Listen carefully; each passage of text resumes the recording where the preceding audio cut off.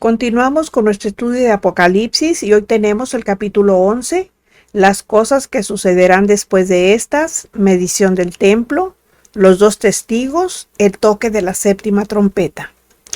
En este capítulo veremos tres cosas esenciales, que son la medición del templo en el versículo 1, la aparición de los dos testigos en los versículos del 3 al 12 y el toque de la séptima trompeta en los versículos del 15 al 19.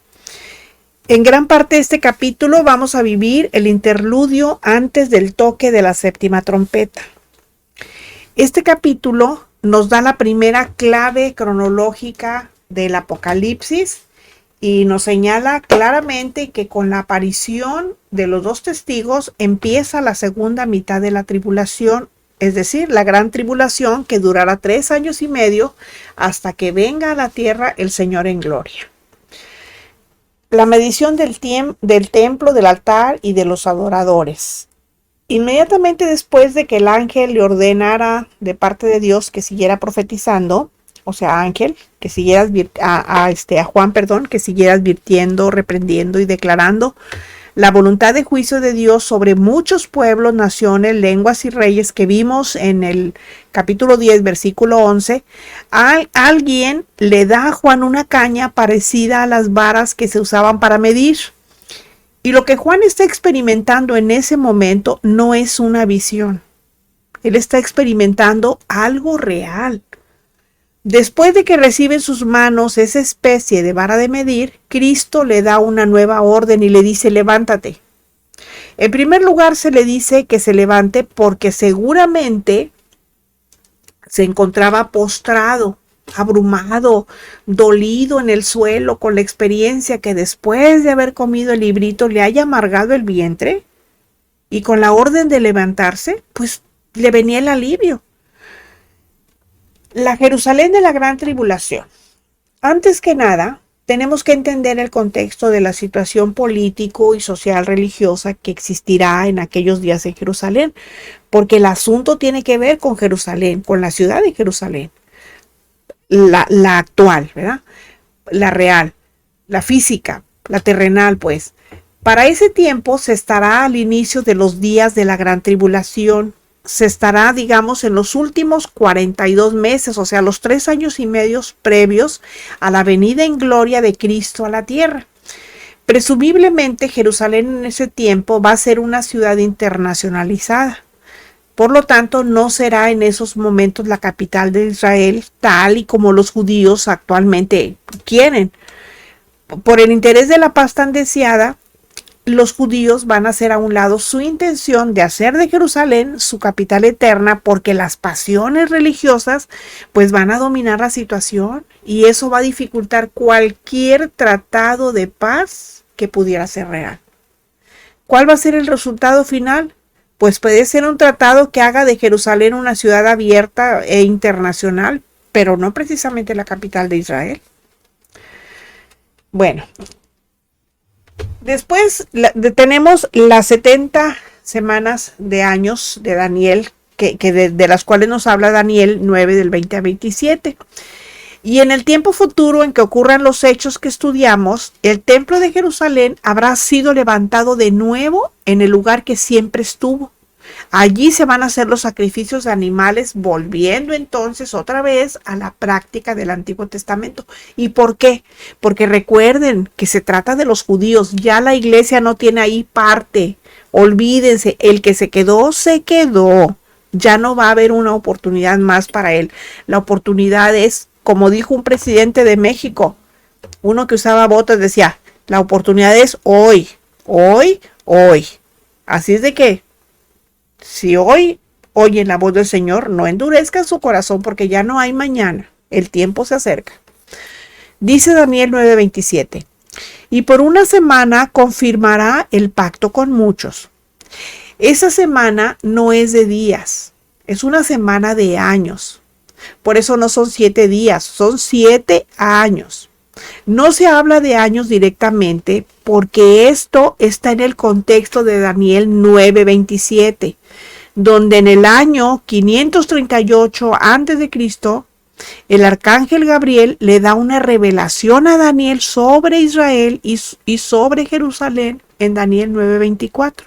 Y le dice: 70 semanas están determinadas sobre tu pueblo y sobre tu santa ciudad para terminar la prevaricación y poner fin al pecado y expiar la iniquidad, para traer la justicia perdurable y sellar la visión y la profecía y ungir al santo de los santos.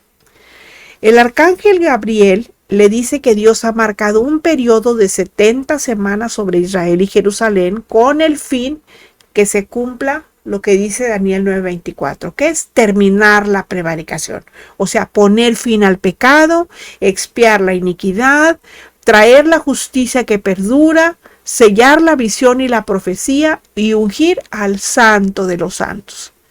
Estas 70 semanas son semanas de años, es decir, 70 por semanas por 7 años son 490 años. Ahora, Daniel 9:25 dice: sabe pues y entiende que desde la salida de la orden para restaurar y edificar a Jerusalén hasta el Mesías príncipe habrá 7 semanas, o sea 49 años, y 72 semanas, 434 años. Se volverá a edificar la plaza y el muro en tiempos angustiosos. Bueno, como vemos, de estos 490 años, ya se han cumplido 483. Eso es la suma de las 69 semanas en años, porque el texto nos dice que el tiempo empezó a correr desde que se dio la orden para restaurar y edificar a Jerusalén. Y después de 49 años de haberse iniciado la reconstrucción de Jerusalén, empezó en el que no vino la palabra de Dios a su pueblo a través de profeta alguno.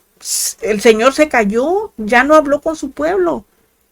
Y a partir de ese tiempo empezaron a correr los 434 años hasta la muerte del Mesías. Dice Nehemías 2, del 3 al 6, y dije al rey: para siempre viva el rey.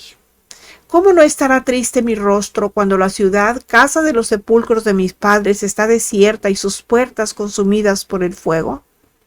Me dijo el rey: ¿qué cosa pides? Entonces oré al Dios de los cielos y dije al rey: si le place al rey y tu siervo ha hallado gracia delante de mí, de ti, envíame a Judá, a la ciudad de los sepulcros de mis padres, y la reedificaré. Entonces el rey me dijo, y la reina estaba sentada junto a él: ¿cuánto durará tu viaje y cuándo volverás? Y agradó al rey enviarme después que yo le señalé el tiempo. El rey Artajerjes fue quien dio la orden para restaurar Jerusalén, y desde esa fecha en adelante, sumándole primero 49 años hasta el profeta Malaquías, son 7 semanas, y luego 434 años, de multiplicar 62 semanas por 7 años cada una, nos lleva al tiempo de la crucifixión del Mesías príncipe, o sea, de Jesucristo. Por lo que queda por cumplir una semana de años, que sería la última, que va a empezar después que la iglesia sea arrebatada. Yo pregunto, iglesia, ¿estás lista para irte? Es el arcángel Gabriel quien marca la diferencia de años. Por un lado, 49 hasta Malaquías, y por el otro los 434 que corresponden al tiempo en el que no vino palabra de Dios a su pueblo a través de ningún profeta. Es decir, tiempo en el que Dios apartó a Israel para trabajar con los gentiles. O sea, cuando el Señor dijo, no, es por demás, estos cuando crucificaron a Jesús, dijo, no, es por demás, allá quédense ustedes un ratito, allá yo voy a trabajar con este pueblo. Dice Oseas 6:2, nos dará vida después de 2 días. 2 días después de 2000 años. Acuérdense lo que dice Pedro. Bueno, en el tercer día empieza a tratar con ellos. Dice, nos resucitará y viviremos delante de él. ¿Qué dice 2 de Pedro 3:8? Dice, mas oh amados, dice, no ignoréis esto, que para con el Señor un día es como 1000 años y 1000 años como un día. Por eso eso que dice Oseas de 2 días, pues son 2000 años. Ahora, la última semana de años. Daniel 9:26 dice, y después de las 62 semanas se quitará la vida al Mesías, mas no por sí. Y el pueblo de un príncipe que ha de venir destruirá la ciudad y el santuario, y su fin será con inundación, y hasta el fin de la guerra durarán las devastaciones. Esas 70 semanas de años se interrumpieron cuando Cristo fue entregado a muerte tal como lo profetizó Daniel. Y esto coincide con el tiempo en el cual el Mesías decide abandonar y dejar desierta la casa judía. Mateo 23:38 dice: He aquí vuestra casa os es dejada desierta. El tiempo para Israel se detiene por unos 2000 años, digamos. Tiempo en el cual, pues, la iglesia compuesta, ahora sí ya compuesta por judíos y gentiles, judíos que han creído en Jesucristo, existe hasta la fecha. O sea, los judíos mesiánicos y los gentiles, los que no teníamos absolutamente nada que ver con el pueblo de Dios. Pero todavía queda una semana de años por cumplirse para que se cumplan las 70 semanas en relación a Israel y Jerusalén. Y estos son los 7 años que todavía están por empezar. Daniel 9:27 dice: Y por otra semana confirmará el pacto con muchos. A la mitad de la semana hará cesar el sacrificio y la ofrenda.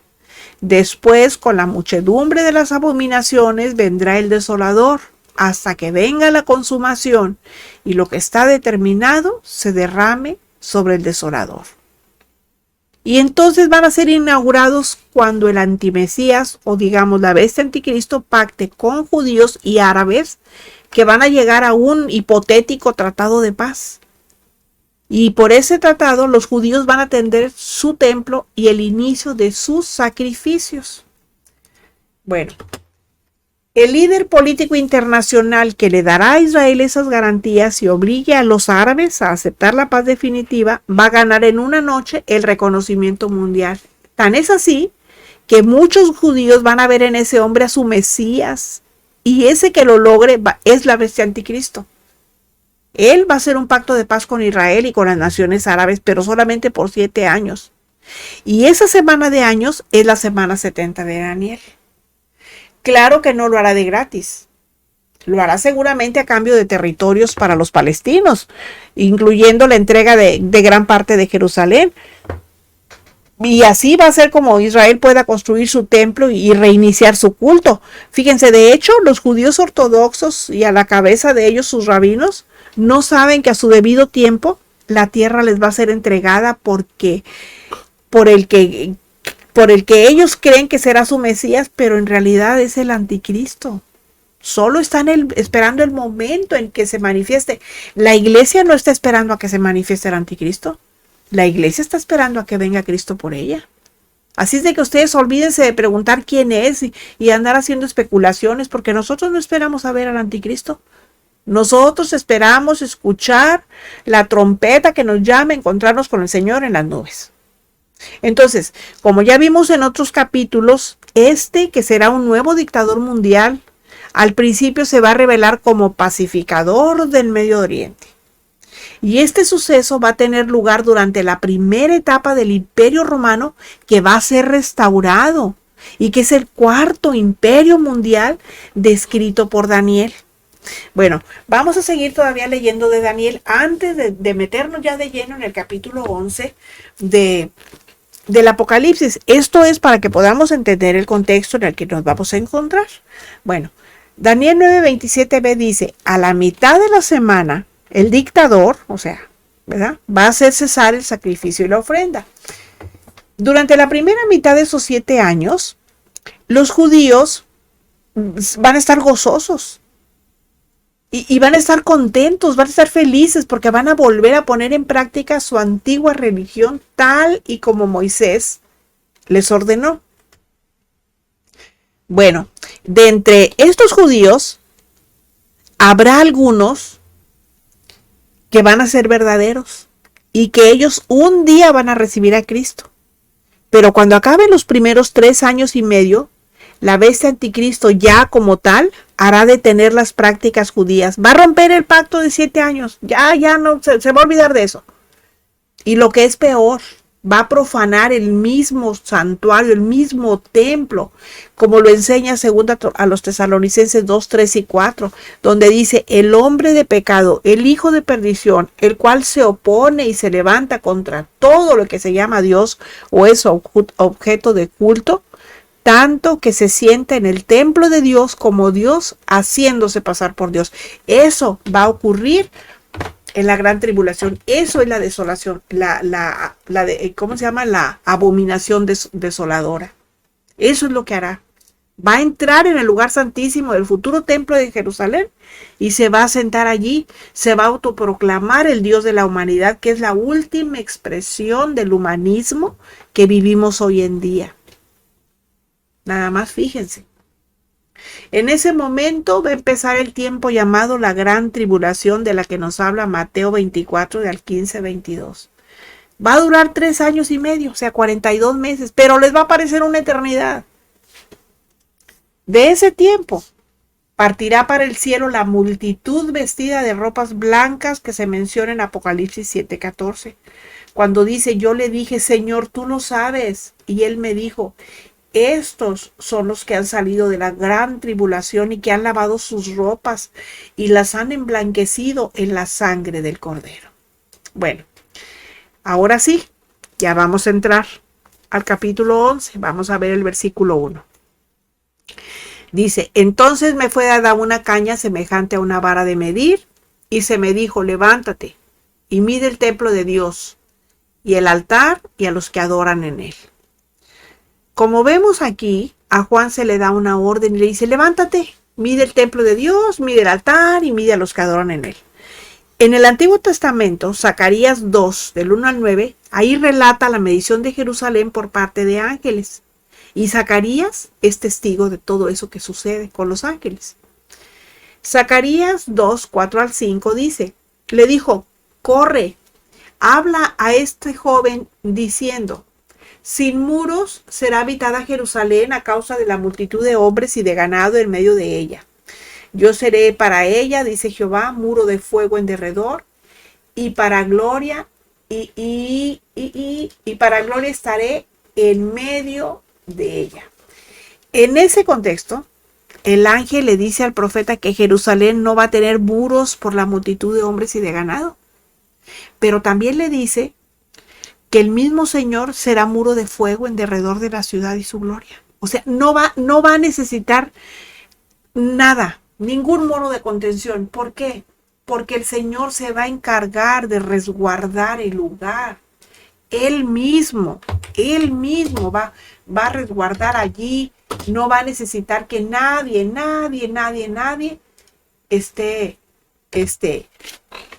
más esté cuidando, porque Él se va a encargar.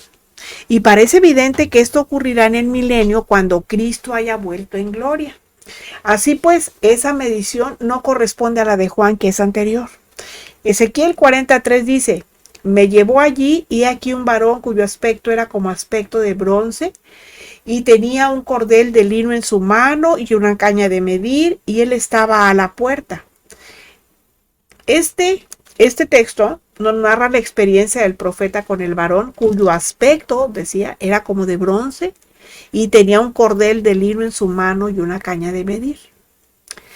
Ese ángel mide el templo de Jerusalén y hace separación entre lo que es lo sagrado y lo profano. Así se entiende que cuando el cielo mide, lo que significa es que evalúa, o sea, que sopesa la realidad espiritual y hace diferencia entre lo que realmente es de Dios de lo que solo parece, pero que no es. Así que cuidado con las apariencias. Juan, como vemos, debe medir 3 cosas. Y aquí viene el templo de Dios. En el tiempo en que Juan escribe el Apocalipsis, hacía un mínimo de 20 años que el templo ya no existía. Había sido destruido por el ejército del príncipe que ha de venir, como dice Daniel 9:26 en su parte B, dice: y el pueblo de un príncipe que ha de venir destruirá la ciudad y el santuario. Esto sucedió en el año 70 después de Cristo, por Tito que fue un general romano, hijo del emperador Vespasiano. Con el botín del saqueo del templo de Jerusalén, fue que Vespasiano financió la edificación del Coliseo romano, el tristemente célebre anfiteatro Flavio, que todavía se mantiene parcialmente en pie en Roma. Ese es una de los atractivos turísticos cuando se visita la ciudad de Roma, visitar el Coliseo. Ese era un lugar de muerte y fornicación que se practicaba bajo los arcos de la construcción. Ahí cada día morían en su arena muchos cristianos. Con eso se divertía el emperador, imagínense. También servía de diversión a los nobles, a las doncellas y a la plebe también, porque pues también ahí estaba. Cristo mismo le dice a Juan que el templo que se edifique es de Dios. La pregunta que se alzaría ahora es obvia. Si Cristo dijo que en ningún lugar específico de la tierra había que adorar a Dios, en Juan 4:21, cuando Jesús le dijo a la mujer samaritana, mujer, créeme que la hora viene cuando ni en este monte ni en Jerusalén adorarás al Padre, porque ese templo que se construirá va a ser de Dios. Bueno, considerando que en ese momento Dios empieza a tratar nuevamente con Israel, la respuesta es obvia también. Mateo 23, 37 al 39 dice, Jerusalén, Jerusalén, que matas a los profetas y apedreas a los que te son enviados. ¿Cuántas veces quise juntar a tus hijos como la gallina junta sus polluelos debajo de las alas y no quisiste? He aquí vuestra casa es dejada desierta, porque os digo que desde ahora no me veréis hasta que digáis, bendito el que viene en el nombre del Señor. O sea, cuando Cristo fue rechazado por los judíos, estos tenían su templo, tenían sus sacrificios y su culto que según la ordenanza de Moisés, pues se tenía que efectuar a diario. Y Dios en su misericordia va a permitir que los judíos vuelvan a ser del todo judíos para que a partir de ese momento Él les guíe a Cristo en medio de una gran tribulación y angustia. Ahora ellos ya han vuelto a su tierra de origen, lo cual es un milagro, porque a pesar de que hay judíos que son ateos, muchos todavía esperan que Dios les envíe al Mesías. Bueno, el altar. Juan debía medir también el altar. Si el templo es de Dios, con más razón el altar. La presencia de Dios estará en ese altar. Esa es la misericordia y paciencia de Dios para con su pueblo original. Recuerden ustedes que Israel es su pueblo escogido, su pueblo elegido. La iglesia es llamada. Por eso nosotros tenemos nada más una oportunidad. Israel, esta es su segunda y última oportunidad. La iglesia no. La iglesia es llamada. Acuérdense de la parábola de las bodas cuando salen a invitar allá no quieren ir, que están haciendo cosas y que no sé qué. Bueno, pues entonces llama a los otros, a los que no son aunque no tengan ¿cómo se llama? Que no sean de mi casa, pues llámalos a que venga, el que quiera, el que esté en las plazas, que se venga aquí. Esos somos nosotros. Por eso nosotros no lo debemos de rechazar. Más adelante les voy a hacer un estudio donde habla de 7 dones que no van a llegar al cielo. Ahí pónganse a pensar a ver cuáles son esos dones que no van a llegar al cielo. Y ya luego platicamos. Bueno, como les digo, la presencia de Dios estará en ese altar. Esa es la misericordia y paciencia de Dios para con su pueblo original. La veracidad de la fe de los judíos practicantes también va a ser medida. Obviamente, no todos los que profesan ser judíos son verdaderamente. Ahora vemos muchos que andan ahí poniéndose la kipá y poniéndose el manto y que no sé qué. Se creen judíos, pero no son judíos. Y tampoco, no son judíos porque no son de madre judía, ¿verdad? Así como en el tiempo de Cristo había profesantes que le rechazaron, aunque muchos le recibirán, bueno, otros también le van a rechazar, porque no todos lo van a aceptar. Bueno, luego viene Apocalipsis 11:2. Dice, pero el patio que está fuera del templo, déjalo aparte y no lo midas, porque ha sido entregado a los gentiles, y ellos hollarán la ciudad santa 42 meses. Aquí es donde creemos que la Jerusalén de esos días será una ciudad internacional. Esa es la pretensión de la gran mayoría de las naciones actuales. Ahí están incluidas la ONU y la Unión Europea. En el antiguo templo de Jerusalén, solo los judíos podían entrar en el interior del templo, a excepción del Santísimo. Allí no podían, ¿verdad? Allí solo accedía el sumo sacerdote y una sola vez al año. Tampoco los gentiles podían entrar al llamado atrio exterior. No podían. Pero esta vez todo lo que es a partir del templo para afuera será dado a los gentiles, inclusive el resto de la ciudad. Esto será así durante la primera mitad de esos últimos 7 años en los cuales Dios tratará, otra vez lo repito, directamente con Israel, no con la iglesia. Así que olvídense, yo oigo que a veces algunos pastores enseñan que no, sí, los que se queden, bueno, el Señor en la tribulación van a tener que pagar ustedes con su sangre, ustedes van a tener que morir. No es cierto, la iglesia no habla de eso, la Biblia no habla de eso. Y aquí lo vemos, ahí va a tratar directamente con Israel. Bueno, la abominación desoladora. Después de la medición, cuando haya terminado, el templo y el altar serán hollados por la entrada del anticristo. Y ya Jesús nos habló de ello en Mateo 24, del 15 al 18. Dice, por tanto, cuando veas en el lugar santo la abominación desoladora de que habló el profeta Daniel, el que le entienda, entonces los que estén en Judea huyan a los montes. El que esté en la ciudad, en la azotea, no descienda para tomar algo de su casa. Y el que esté en el campo, no vuelva atrás para tomar su capa. La huida va a tener que ser muy rápida, porque esa abominación desoladora es la profanación de la bestia anticristo entrando en el templo. Bueno, menciona a Daniel. ¿Por qué? Porque en el contexto de las 70 semanas de años determinadas sobre Israel y Jerusalén, que están en Daniel 9, 24 al 27, el arcángel Gabriel le explica a Daniel acerca de ello en Daniel 9, 27 y le dice, después, con la muchedumbre de las abominaciones, vendrá el desolador. El arcángel Gabriel le dice a Daniel acerca del anticristo y dice en Daniel 8, 23, 25.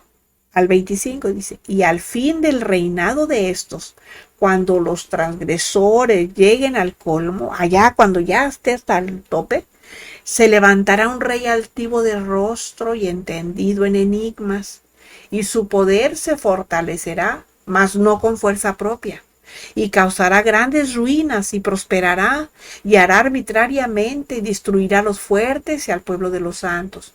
Con su sagacidad hará prosperar el engaño en su mano y en su corazón se engrandecerá.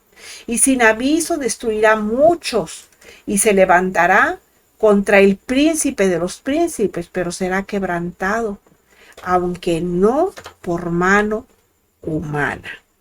Bueno. La profanación del templo de Jerusalén va a durar 42 meses. Ese es el tiempo que dure la gran tribulación y el tiempo que dure el reinado del anticristo. Ahora, con respecto al templo, hay muchos testimonios en cuanto a la posible no muy lejana reconstrucción del templo sobre el monte Moria en Jerusalén. Aparentemente, la mezquita de la Cúpula de la Roca, que es el tercer santuario más importante del Islam, quedaría a un lado si se empezara a construir el templo donde estuvo originalmente. Y si es así, pues entonces se va a cumplir lo que dice Apocalipsis 11:2, que dice, pero el patio que está fuera del templo déjalo aparte y no lo midas, porque ha sido entregado a los gentiles. y ellos hollarán la ciudad santa 42 meses. Ahora hablaremos de los dos testigos. Apocalipsis 11:3. Y daré a mis dos testigos que profeticen por 1260 días vestidos de silicio. Aquí el Señor pone un nuevo elemento de acción en escena. Se trata de dos testigos suyos que profetizarán anunciando acerca del reino de Dios. Y como sucede con la mayoría de las profecías, estas producen arrepentimiento. Por eso están vestidos de silicio, porque el silicio, bíblicamente hablando, está relacionado con el arrepentimiento. Ahora, ¿cuándo aparecerán estos dos testigos? En el contexto de este capítulo, los dos testigos aparecerán cuando se termine la primera mitad de los últimos 7 años. Es decir, cuando el anticristo se siente en el templo de Jerusalén, haciéndose pasar por Dios en la instauración de la abominación desoladora, que es el hombre de pecado haciéndose pasar por Dios en el lugar santísimo del templo de Dios. Y en ese momento, la bestia anticristo mandará cesar los sacrificios diarios en el templo, y que 3 años y medio antes autorizara que se pudieran realizar. O sea, va a decir, ¿sabe qué? Paren toda obra. Olvídense, ya no van a hacer eso. O sea, va a sacar su verdadero yo. A partir de ese momento, los judíos se van a dar cuenta que fueron engañados por un falso Mesías, que no es el que ellos estuvieron esperando. Es evidente que el tiempo de la actuación de esos dos testigos de Cristo sea en el periodo de la gran tribulación, o sea, en la segunda mitad de esos 7 últimos años, y el Señor lo especifica en términos de días. Son exactamente 1260 días, 42 meses lunares de 30 días cada uno. Eso corresponde exactamente a la segunda mitad de los últimos 7 años que le resta a Israel, según Daniel 9:27. Es decir, en los 3 años y medio de la gran tribulación, que empezará cuando aparezcan en escena los dos testigos vestidos de silicio. ¿Por qué estarán vestidos de silicio? Bueno, una, ya les dije, porque el silicio está relacionado con el arrepentimiento. Pero otra, porque era la manera tradicional de vestir de un profeta cuando era enviado para anunciar una amenaza de juicio. Y estos dos hombres aparecen vestidos de silicio porque su ministerio consiste en dejar al descubierto todo engaño, toda mentira, toda propaganda humana que se disfrace en ese día para dar la impresión de ser la verdad, procediendo del hombre de pecado. Y será una forma de vestir de la que los judíos entenderán perfectamente su significado. Yo no sé si ustedes se habrán dado cuenta que en los últimos tiempos hay una lucha tremenda entre la luz y las tinieblas, entre la verdad y la mentira, entre el bien y el mal. No sé si se fijen cómo se propagan mentiras por los medios tradicionales de comunicación. Todos esos viejos y rancios periodistas, ¿a cómo mienten de veras? Y siempre injuriando a las personas, sobre todo a las que hacen bien al pueblo. Cómo las injurian, cómo están en contra de ellas. Y la gente que no está bien informada, todo les cree. Bueno, pues hagan de cuenta que así es lo que está pasando, así es lo que va a pasar en ese tiempo. Esos hombres van a dejar al descubierto todo. Bueno, Apocalipsis 11:4. Estos testigos son los 2 olivos y los 2 candeleros que están en pie delante del Dios de la tierra, dice el texto.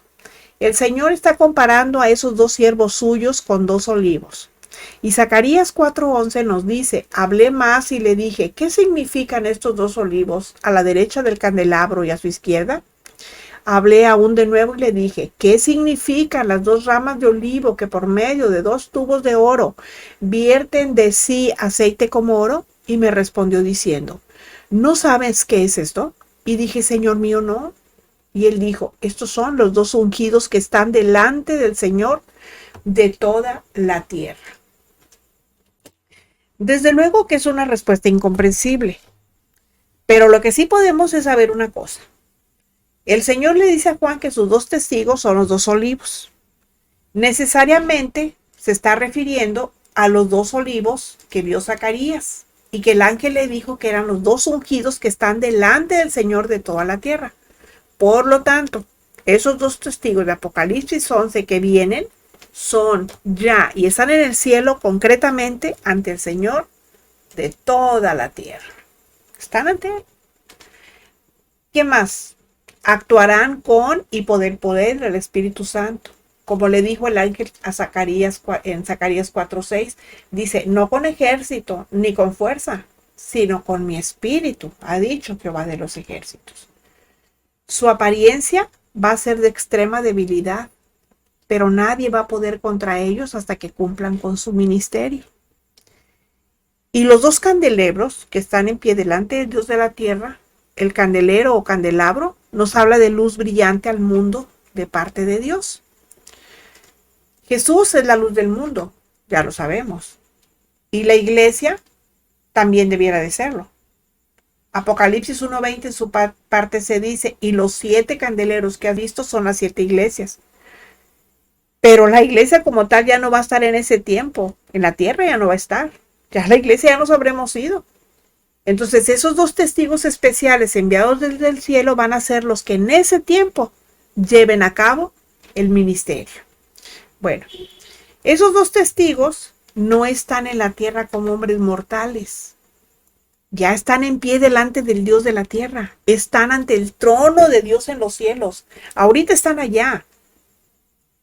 Están preparados para bajar a este mundo cuando se esté viviendo la más tremenda apostasía y maldad nunca antes conocidas. Bueno, pues seguimos estudiando sobre los dos testigos de parte de Dios, que ellos son un tipo de Elías o Juan el Bautista. Recordemos que ellos en su tiempo, pues también fueron mensajeros de Dios. En el Antiguo Testamento, los profetas anunciaron que antes de la venida del Señor aparecería un mensajero o testigo suyo que prepararía el camino para su venida. Eso lo vemos en Isaías 4:3 cuando dice, voz que clama en el desierto. Es Isaías hablando. Preparad camino a Jehová, enderezad calzada en la soledad a nuestro Dios. Este texto hacía referencia a Juan el Bautista, quien preparó el camino para la primera venida de Cristo como el Mesías. Y lo vemos en Mateo 3:3. Dice, este es aquel de quien habló el profeta Isaías cuando dijo, voz del que clama en el desierto, preparad el camino del Señor y enderezad sus sendas. ¿Sí? Ahí se refería a Juan. Bueno, Malaquías 4:5 dice, he aquí yo os envío el profeta Elías antes que venga el día de Jehová grande y terrible. Antes de la segunda venida de Cristo como juez, claro que en el Antiguo Testamento eso no quedaba claro, pero ahora pues ya sabemos que Jesús vendría 2 veces. Ya vino una vez, pero va a venir otra. Cuando leemos Lucas 1:17 dice, e irá delante de él con el espíritu y el poder de Elías para hacer volver los corazones de los padres a los hijos y de los rebeldes a la prudencia de los justos, para preparar al Señor un pueblo bien dispuesto. Entendemos, como les digo, que la primera vez ya sucedió y fue Juan el Bautista ungido con el poder de Elías quien preparó el camino del Señor. Juan no lo sabe, porque el Señor no se lo dijo, no le dijo quiénes son esos dos testigos y tampoco los vio. Lo importante aquí es que el Señor vuelve por segunda vez. Pero una cosa sí sabemos. Los dos testigos son dos seres ungidos que tienen autoridad, tienen poder, tienen santidad y que están en pie ante el Dios de toda la tierra. Continuamos la próxima semana. El Señor les bendiga.